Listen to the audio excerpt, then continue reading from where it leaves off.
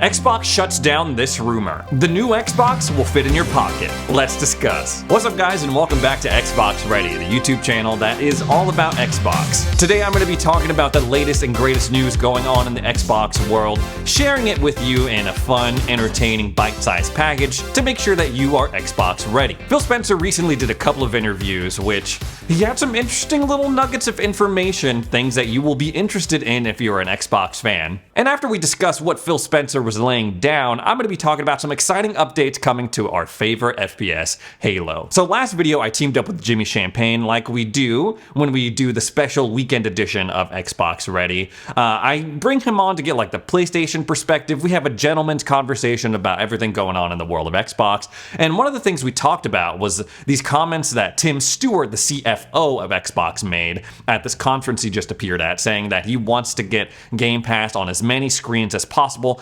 including competitors. That means PlayStation and Nintendo. Whoa, Game Pass when you boot up PlayStation? That's crazy. And we discussed like how viable that actually would be. And it turns out it was all for nothing, because then Phil Spencer came out in this interview and was like, no, it is not in our plans to bring Game Pass to our competitors, i.e. PlayStation and Nintendo. And it's always interesting when you read through and you listen to the responses from Phil on these kinds of topics, because he'll address it like in the first sentence, he'll give you a straightforward answer, but then he won't really elaborate on it. He'll be like, nope, not in our plans, and then he'll talk about like, oh, mobile gaming, blah, blah, blah, blah, blah. It's not necessarily dancing around the question, because he did answer the question saying, no, it's not in our plans to bring Game Pass to PlayStation, but then he launches into this other thing instead of further elaborating on that statement he just made. But despite that, we still learned some interesting things about the direction that Xbox will be taking. So yeah, Game Pass may not be showing up on PlayStation or Nintendo consoles, maybe not ever, but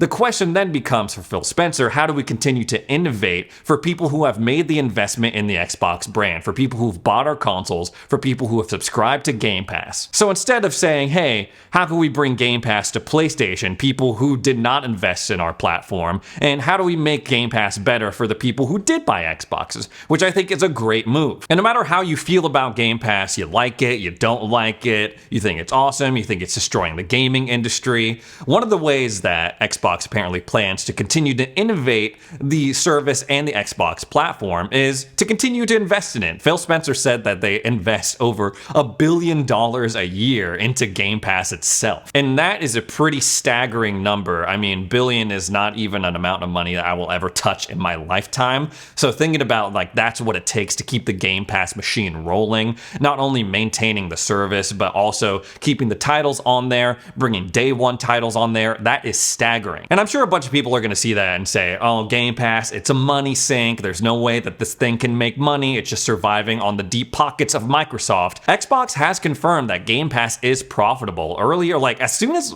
I'm pretty sure like mid 2022, they confirmed that. So although we don't really know how much money Game Pass makes, we know that it is to the point where despite the fact that they're pouring in $1 billion every year, that they're making some sort of money on that. And that's pretty crazy as well. Speaking of Game Pass, Phil Spencer was also asked about the future of the Friends and Family plan for Game Pass. Now, for those of you who are not aware, the Friends and Family Pass was something that we heard like somewhere in the beginning of 2022, and I was super excited about it because the way it's supposed to be structured, apparently, is that you can have up to 5 people on this shared family plan, and the whole thing costs $25. That's pretty awesome considering that my Game Pass Ultimate subscription is like $17, $18 right now, and you're telling me if I pay just a couple of more dollars, I can get up to 4 other people's subscriptions to that. And it's Game Pass Ultimate as well. It's not just base Game Pass. The word on the street was that all 5 people would get Game Pass Ultimate, which means you get cloud gaming, you get EA Play, you get Game Pass Ultimate perks. Like the idea was awesome, but so much time has passed and we haven't seen it. We haven't seen it rolled out yet. We know that it was testing in certain countries, like certain Latin American countries, certain European countries, and then the test was done and haven't really heard anything about it since then. Phil Spencer didn't go into too much detail about when we could expect the Friends and Family Game Pass plan, but he said that there was a roadmap for it. He did mention, yes, we tested it out, we got the data that we wanted, we have a roadmap for it. I wish he would have given us a more definitive update on it because I think it's a really great idea. I don't necessarily know how they would make money off of it, like selling 5 Game Pass subscriptions for the price of like 1.25. But as a consumer, as an Xbox fan, I feel like that's a really great idea. Yes, I'm sure Xbox would want to sell 5 Game Pass Ultimate subscriptions separately rather than bundling them in for $25. But I also think it could lead to a positive uptick in people trying out Game Pass and getting familiar with the service, which in turn would be good for Xbox. It's like when they slashed the prices of their consoles, either the Series S or the X. We saw some great discounts on that, and that's a perfect opportunity for people to be like, well, Series S is $240, let me just buy it. And then they're like, oh, I actually really like this thing. Let me continue to invest in your services like Game Pass and all that other stuff. Phil Spencer also shared a pretty interesting revelation about cloud gaming and its place in the Xbox business right now. He was saying that, at the beginning of this generation, we viewed cloud gaming as a way to, break into the mobile gaming space.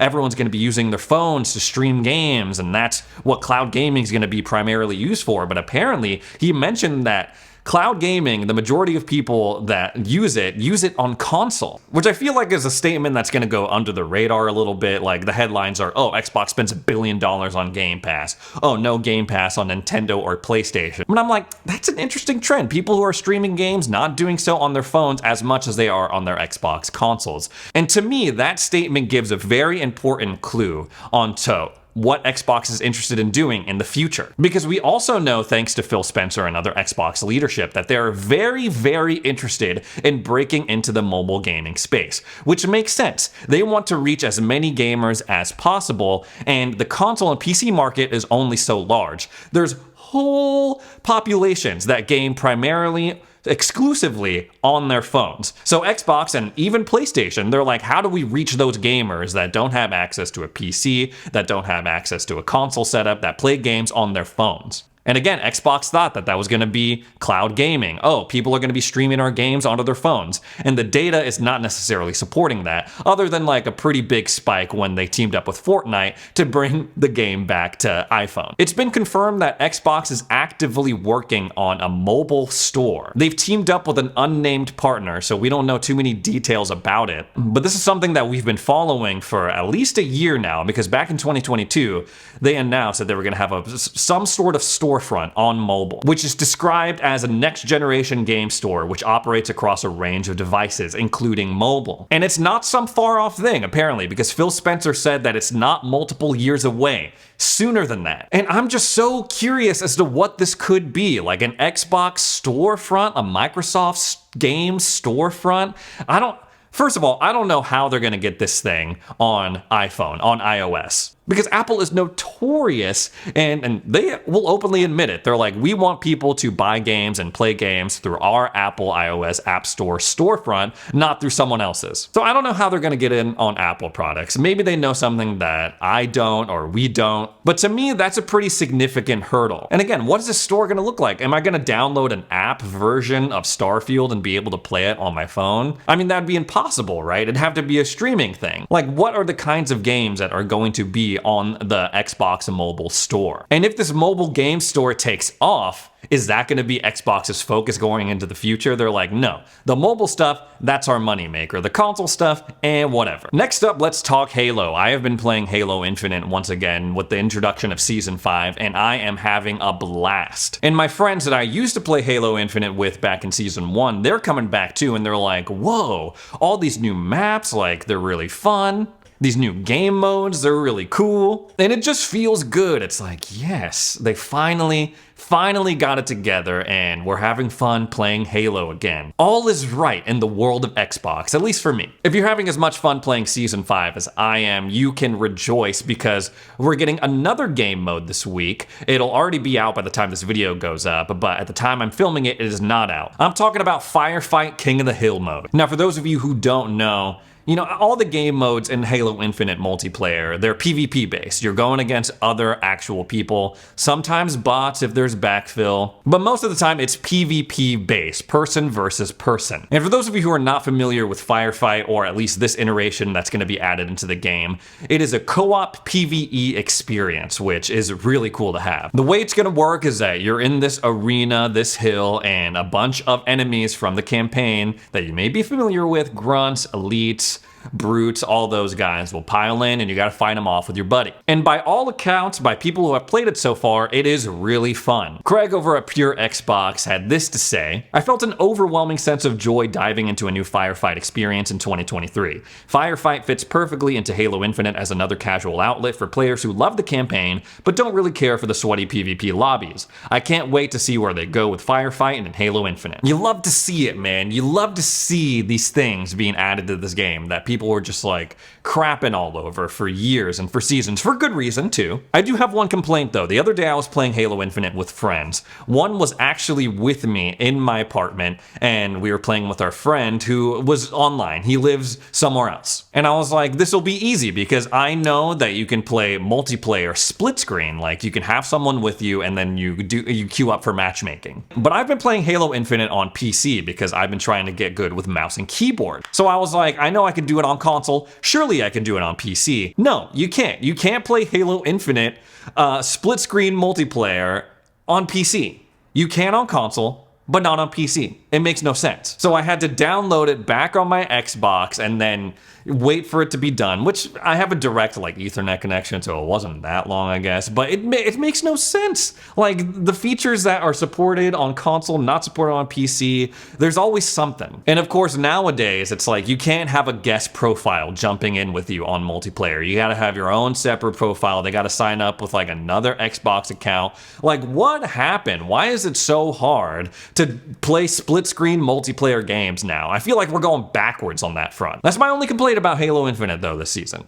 In other Halo related news, we got a trailer, a release date for season 2 of the Halo show that appears on Paramount Plus, and the first season of that Halo show is now free on YouTube. So if you want to catch up before you watch season 2, it's all on YouTube for you. Now, I'm still wondering how season 2 of this show happened. Paramount Plus came out when they were airing the first season. They were like, it's the most streamed thing on our platform. It's a massive hit. But I'm like, how massive was it? Like, did you get like 1 million new subscribers for Paramount Plus just to watch the Halo show? And even if you did, like, is that enough money to fund a second season? Because from all accounts, the show was very divisive. Like, I feel like not a lot of people like the show. So I was shocked when they announced a season 2, and now they're like, season 2 is done, we're gonna release the thing. It's so confusing because I watched the first episode, and the first like 15 minutes, I was like, oh my god, this is awesome. It's, you know, they have the sound effects from the games, like the fight sequence was really cool. But then they were like, here's a bunch of boring political stuff, and also Master Chief's gonna take off his helmet. I was like, what's going on? And then I talked to other people, and they're like, oh, I thought it was pretty good. I didn't think it was that bad. I'm like, well, you don't play Halo, you don't understand. But then I talk to people who play Halo sometimes, like my buddy who I was playing with in the last story I was telling you, and he was like, yeah, I watched that Halo show, I thought it was pretty good. I'm like, this is so confusing. Is this show good? Is it bad? I don't know, but there's a second season of it happening, and it's coming out soon. Anyways, guys, it's all the Xbox stuff I have to talk about today. Thanks so much for joining me for another edition of Xbox Ready. As a reminder, the Game Awards is this week on Thursday, so keep your eyes peeled for that, because apparently there's gonna be a big announcement from Xbox when the show happens. So make sure you subscribe to the channel, set your notifications to all, because I'm definitely gonna be doing a video about whatever they cover at the Game Awards. So stay tuned.